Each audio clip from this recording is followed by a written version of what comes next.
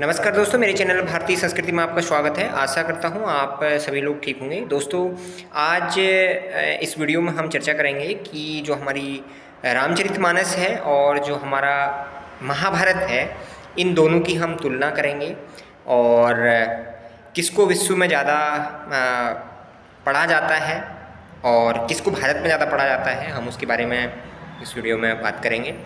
दोस्तों, जैसा कि आप सभी को पता है, जो रामचरितमानस है, रामचरितमानस में भगवान राम की हम गुणों की बारे में हम पढ़ते हैं और जो महाभारत में है, महाभारत में हमें जीवन में क्या करना चाहिए, क्या नहीं करना चाहिए, कैसे चलना चाहिए, उसके बारे में बताया गया है।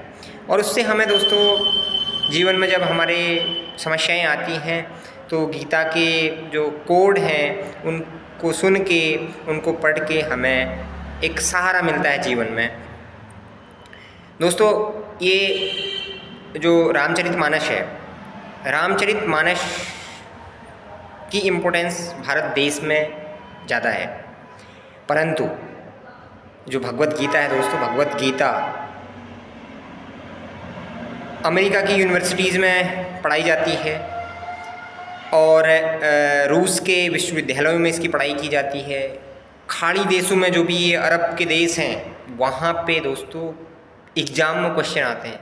आपको सुनकर हैरानी होगी, मुस्लिम देशों में भगवत गीता के क्वेश्चन पूछे जाते हैं और हमारे भारत देश में देखोगे तो कोई इतनी ज़्यादा वैल्यू नहीं है। मतलब हम लोग पश्चिमी सभ्यता को अडॉप्ट करने में लगे हुए हैं, परंतु जो पश्चिमी देश हैं वो हमारे भगवत गीता, हमारी रामचरितमानस, इनको दोस्तों फॉलो करते हैं। यहाँ तक कि आप मतलब एग्ज़ाम में क्वेश्चन आ रहे हैं, मतलब आप सोच सकते हो। तो दोस्तों, जैसा कि आप सभी को पता है, जो भगवान राम और भगवान श्री कृष्ण थे वो भगवान विष्णु के ही अवतार थे।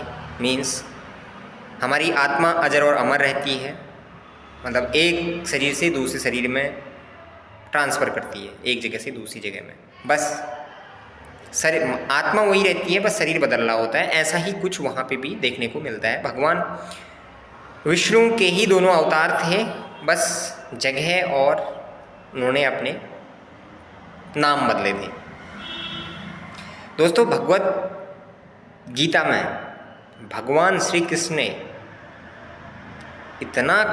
इतने कष्ट सहे कि उन कष्टों के बारे में आप अगर सोचोगे, सुनोगे, तो आपके रोंगटे खड़े हो जाएंगे। दोस्तों, मतलब जिनके जीवन में मतलब पैदा होने से पहले ही संघर्ष शुरू हो गया, बताओ। मतलब जब देवकी और वसुदेव से कहा गया कि आपकी 8वीं संतान से आपकी मतलब कंस से कहा गया कि आपकी 8वीं संतान, इनकी जो देवकी जी हैं, इनकी 8वीं संतान ही तुम्हारा वध करेंगी, तो उसके बाद ही मतलब संघर्ष शुरू हो गया। उनके पैदा होने से मतलब कितना टाइम लगा होगा, आप सोच सकते हो। 7 संतानें पैदा होती हैं, उसके बाद भगवान श्री कृष्ण पैदा होते हैं, तो उससे पहले से ही संघर्ष शुरू हो गया भगवान श्री कृष्ण के जीवन में। उसके बाद पैदा होते हैं, पैदा होने के बाद कंस कितने राक्षसों को भेजता है, पूतना को भेजता है दूध पिलाने के लिए कि जाओ दूध पिला के उसकी हत्या करके आओ, और कई राक्षसों को भेजते हैं। और उसके बाद 14 साल की उम्र में दोस्तों जो कंस है वो मल्ल युद्ध के लिए ललकारता है। मतलब आप सोच सकते हो, 14 साल में आजकल के बच्चों को कुछ पता ही नहीं होता है कि दुनिया के बारे में।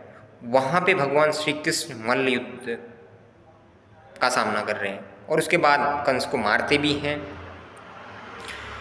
दोस्तों, फिर ज्यों ही कंस को मारते हैं भगवान श्री कृष्ण, उसके बाद जो जरासंध है, जरासंध धावा बोलना शुरू कर देता है। जो जरासंध था वो ये कंस का ससुर था, वो धावा बोलना शुरू कर देता है। दोस्तों, वो कोई ऐसा वैसा वो राक्षस नहीं था। उसके जो सेनापति थे वो एकलव्य के पिता जैसे सेनापति उसके सेना में शामिल थे। तो उसके बाद दोस्तों भगवान श्री कृष्ण मथुरा को ही छोड़ देते हैं। उसके बाद समुद्र में वो आश्रय लेते हैं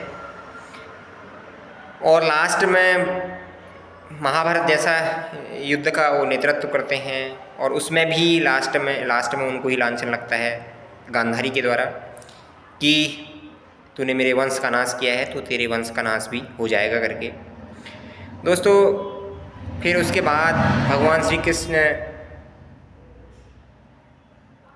का वंश भी उनके सामने ही अंत होता है वंश का, और उनकी भी अकाल मृत्यु होती है पैर में तीर लगने की वजह से। तो आप सोच सकते हो जिसके जीवन में आने से पहले से ही संघर्ष शुरू हो जाए तो उसके जो मुंह से जो शब्द निकलेंगे दोस्तों वो तो अनमोल ही होंगे। इसलिए भगवत गीता को पूरे विश्व में पढ़ा जाता है। पूरे वैसे तो हमारे भारत में भी इसको इंक्लूड करना चाहिए, पता नहीं हमारी इतनी सरकारें अवेयर नहीं हैं, इतने हमारे जो एजुकेशन डिपार्टमेंट है पता नहीं क्या सोचते हैं लोग।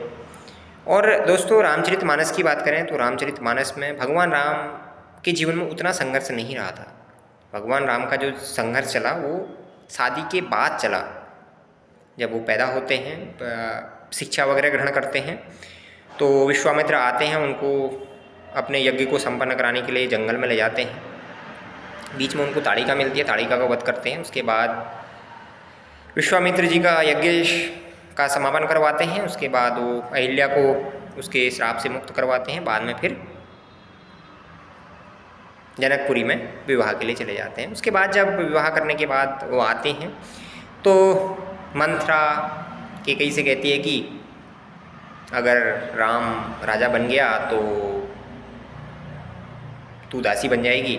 इसलिए कैकेयी से कहती है कि तेरे जो 2 वर बचे थे उनको तू वरदान में मांग और भगवान इस राम को जंगल के लिए भेज दे 14 वर्ष के लिए मुनि वेश में, और भरत को राजा बनवा दे करके। दोस्तों इससे हमें ये सीख मिलती है कि हमें किसी अज्ञानी से सलाह नहीं लेनी चाहिए। मंथरा थी, मंथरा जो कैकेयी को दासी के रूप में उसके मायके से दान में दे दी गई थी, और लास्ट में जो कैकेयी थी वो उसी से सलाह लेने लगी। तो आप सोच सकते हो दासी और जिसको ज्ञान नहीं है उससे सलाह लेना कितना घातक बन सकता है। आज कोई अपनी बेटी का नाम कैकेयी नहीं रखता है। कैकेयी ने अपने नाम में इतना बड़ा कलंक लगवाया। और उसके बाद 14 वर्ष के बाद वो जैसे ही लंका में विजय प्राप्त करके आते हैं तो एक राम राज्य की स्थापना करते हैं। और जब मृत्यु होती है उनकी तो मृत्यु भी उनकी स्वेच्छा से ही होती है और जल में समाधि लेते हैं वो। दोस्तों इससे आप समझ सकते हो कि जिसके जीवन में जितना संघर्ष रहता है वो जीवन में उतना मजबूत बनता है और उसका नाम इतिहास के पन्नों में लिखा जाता है। जिस मिट्टी को कुम्हार जितना ज़्यादा पकाएगा तो वो उससे बनने वाला जो घड़ा है, जो मिट्टी के बर्तन हैं, वो उतने मजबूत बनते हैं। जितना उनको पकाया जाता है वो उतने मजबूत बनते हैं।